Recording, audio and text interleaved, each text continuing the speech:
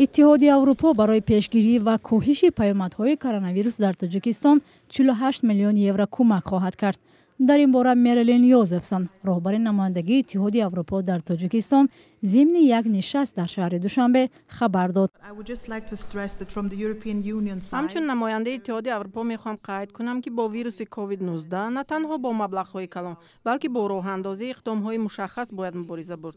مثلا چاره‌بینی‌هایی که توانند از پهنشوی این بیماری پیشگیری نمایند. طبعا شما میدونید فعلا تمام مرزها بستند و طبیعی است که از این ساکنان زیاد زیان می‌بینند زیرا کمبود خوراکواری پیش می‌آید. و از این خاطر می‌خواهیم بار دیگر تاکید کنیم که این کمک ما برای پیشگیری از عاقبت‌های منفی ویروس است.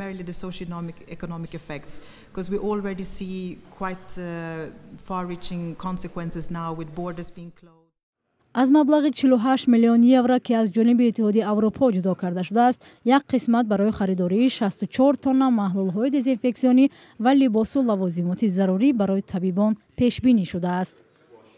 مسئولین میگویند تطبیق کمک‌های بشردوستانه اتحادیه اروپا تحت نظارت به واسطه نمایندگان بنیاد کودکانه سازمان ملل متحد یا یونیسف صورت میگیرد. ما در همکاری با وزارت تندرستی فعالیت میبریم. کاری ما با پیشنهاد کمک تمام نمی شود، بلکه روند تقسیمات و استفاده آن را هم نظارت میکنیم.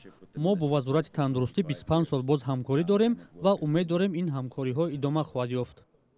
مقامات تاجیکستان با اینکه میگویند در کشور سرایت کرونا ویروس به قید گرفته نشده است، برای رفع خطرهای پاندمی از چند سازمان‌های مالی جهانی درخواست کمک کردند. تا به حال برای مبارزه با کرونا ویروس به تاجیکستان چندین سازمان و کشورها از جمله آلمان 1 میلیون یورو و بانک جهانی 11.3 میلیون دلار و آمریکا 866 هزار دلار کمک کردند. مقامات در تاجیکستان میگویند در کشور یگان حالت گرفتاری به کووید 19 ثبت نشده است، اما آنها رد نمی‌کنند که بحران کرونا ویروس به اقتصاد تأثیری بد می‌گذارد. بانک ملی تاجیکستان در یک گزارش اخیر خود گفت پهنشوی کرونا ویروس در منطقه می‌تواند بالاروی نرخ مال و محصولات‌های وارداتی، کاهش حجم سرمایه‌گذاری و پایین رفتن قرب پول ملی را در پی داشته باشد.